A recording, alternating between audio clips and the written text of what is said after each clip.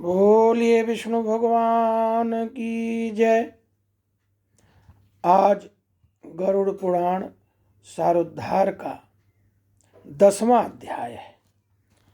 इसमें कुल लगभग 107 श्लोक हैं, जिसमें कि 25-25 करके एक एक एपिसोड बनेगा, उसकी विवेचना की जाएगी। 10वां अध्याय में मृत्यु के अनंतर कृत्य, शव आदि नाम वाले 6 पिंडदानों का फल, दाह संस्कार की विधि, अगर पंचक में है तो दाह का निषेध किया गया है, दाह के अनंतर किए जाने वाले कृत्य और शिशु आदि की अंत्येष्टि का जो विधान है वे गरुड़ पुराण के 10वें अध्याय में है। गरुड़ भगवान ने कहा कि हे विभो, देह दाह विधानम च बदम सुकृतनाम विभो, सती यदि भवेत पत्नी तस्याश्च महिमा बद। हे विभो, अब आप पुण्यात्मा पुरुषों के शरीर के दाह संस्कार का विधान बतलाइए, और यदि पत्नी सती हो तो उसकी महिमा का भी वर्णन कीजिए। भगवान ने कहा कि हे तार्च, जिन और्ध दैहिक कृत्यों के करने से पुत्र और पौत्र पितृ ऋण से मुक्त हो जाते हैं, मैं उसे बताता हूं। सुनो, बहुत से दान देने से क्या लाभ? माता पिता की अंत्येष्टि क्रिया भली भांति करे, उससे पुत्र को अग्निष्टोम यज्ञ के समान फल प्राप्त होता है।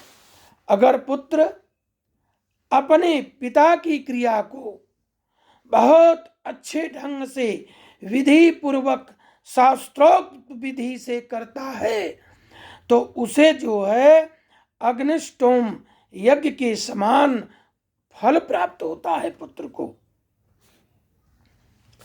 तदा शोकम परित्यज्य कारिन्न मुंडनम सुतः समस्त बांधव सर्व पाप विमुक्तये। माता पिता की मृत्यु होने पर पुत्र को शोक का परित्याग करके सभी पापों से मुक्ति प्राप्त करने के लिए समस्त बांधवों के साथ मुंडन कराना चाहिए। माता पिता के मरने पर जिसने मुंडन नहीं कराया वह संसार सागर को तारने वाला पुत्र कैसे समझा जाएगा? अतः नख और कांख को छोड़कर मुंडन कराना आवश्यक है।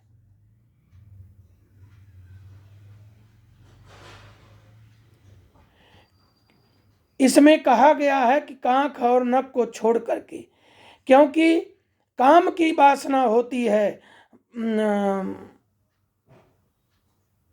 केशों में, काम का वास होता है, इसलिए मुंडन कराना जरूरी है। इसके बाद समस्त बांधवों को सहित स्नान करके धौत वस्त्र धारण करें सफेद, तब तुरंत जल ले आकर उस जल से शव को स्नान करावें।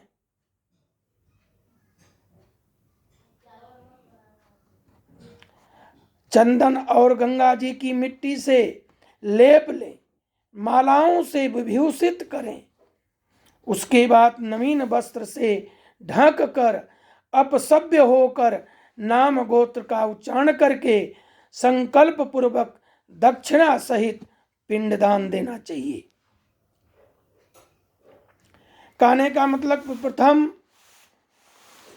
जो भी बांधव भाई अगर 3 बच्चे हों तो 3, 2 हों तो 2, 1 हों तो 1, उस बच्चे को मुंडन करा करके स्नान करके धौत्र वस्त्र पहन करके फिर शव को स्नान करा के चंदन गंगा जी की मिट्टी से लेप लगा के उनको मालाओं से विभूषित करें और नवीन वस्त्र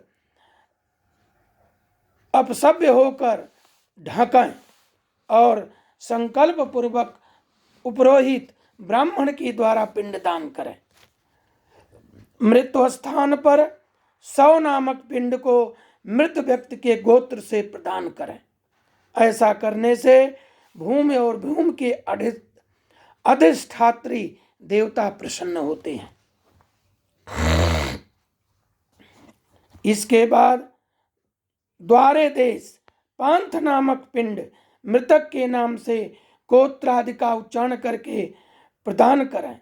ऐसा करने से भूतादि कोट में दुर्गति ग्रस्त प्रेत मृत प्राणी की सदगत में विघ्न बाधा नहीं करती। इसके बाद पुत्र वधू आदि सब की प्रदक्षिणा करके उनकी पूजा करें। बहुएं जो हैं आवें और उनको पुष्प से चढ़ा करके उनकी पूजा करें। ऐसा विधान गरुड़ पुराण में है। तब अन्य बंधुओं के द्वारा शव यात्रा के निमित्त कंधा देना चाहिए। अपने पिता को कंधे पर धारण करके जो पुत्र श्मशान को जाता है वह पग पग पर अश्वमेध यज्ञ का फल प्राप्त करता है। कंधा देने का इतना फल है। थोड़ा सा भावातिरेक हो गए, कोई बात नहीं। बोले विष्णु भगवान की जय। कहा गया कि नित्वा स्कंधे स्वपिष्टे सदा तातेन लालित तदैव तद्ज्ञान मुच्यन्ते मृतम स्वपितरम बहेत। पिता को अपने कंधे पर पीठ पर बैठाकर पुत्र का सदा लालन पालन करता है। उस ऋण से पुत्र तभी मुक्त होता है जब वो अपने मृत पिता को कंधे पर ढोता है। इसके बाद आधे मार्ग पहुंचकर भूमि का मार्जन कर प्रोक्षण करके शव को विश्राम कराएं। लगभग आधे मार्ग पर जाकर के शव को उतारें। जमीन पर जल छिड़क करके भूमि का मार्जन करके प्रोक्षण तिल छिड़क करके उसको जो है विश्राम कराएं और स्नान करा के भूत संज्ञक पितर को गोत्र नामादि द्वारा भूत नामक पिंड प्रदान करें। इस पिंडदान से अन्य दिशाओं में स्थित पिशाच राक्षस यक्ष आदि उस हवन करने योग्य देह की हवनीयता में अयोग्यता नहीं उत्पन्न करते। ये एक प्रकार से किया जाता है कि कोई भव बाधा भूत प्रेत उसको न छुए, उनको पहले ही आहार दे दिया जाता है।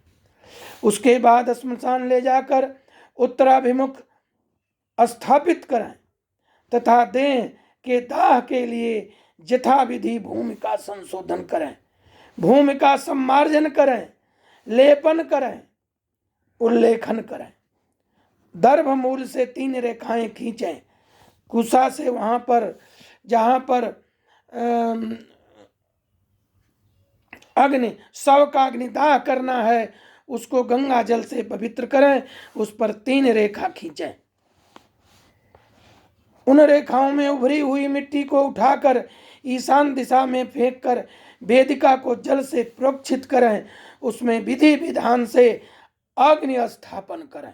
प्रथम पुष्प और अक्षत आदि से क्रव्याद संज्ञक अग्निदेव की पूजा करें। जो क्रव्याद संज्ञक, उनका नाम क्रव्याद अग्नि है, उनकी पूजा करें और लोमभ्य स्वाहा इत्यादि से यथाविधि वहां थोड़ा हवन करें। तब उस क्रव्याद मृतक मांस भक्षण करने वाली अग्नि की इस प्रकार प्रार्थना करें कि तुम प्राणियों को धारण करने वाली, उनको उत्पन्न करने वाले तथा प्राणियों का पालन करने वाले हो। इस संसारिक मनुष्य मर चुका है, तुम इसे स्वर्ग ले जाओ। इस प्रकार कृप्यादि संज्ञक अग्नि की प्रार्थना करके वहीं चंदन, तुलसी, पलाश, पीपल की लकड़ियों का चिता निर्माण करें। बोलना चाहिए कि भाई चंदन, तुलसी, पलाश, पीपल, इसके बाद न मिले तो आम की लकड़ी, हे चिता का निर्माण करना चाहिए। फिर हे खगेश्वर, उस शव को चिता पर रखकर वहां 2 पिंड प्रदान करें। प्रेत के नाम से एक पिंड चिता पर, दूसरा शव के हाथ में रखना चाहिए। चिता में रखने के बाद उस शव में प्रेतत्व आ जाता है। प्रेत कल्प को जाने वाला कतिपय विद्वजन चिता पर दिए जाने वाले पिंड को साधक पिंड नाम से संबोधित करते हैं। अतः चिता पर साधक नाम से, शव के हाथ पर प्रेत के नाम से पिंडदान करें।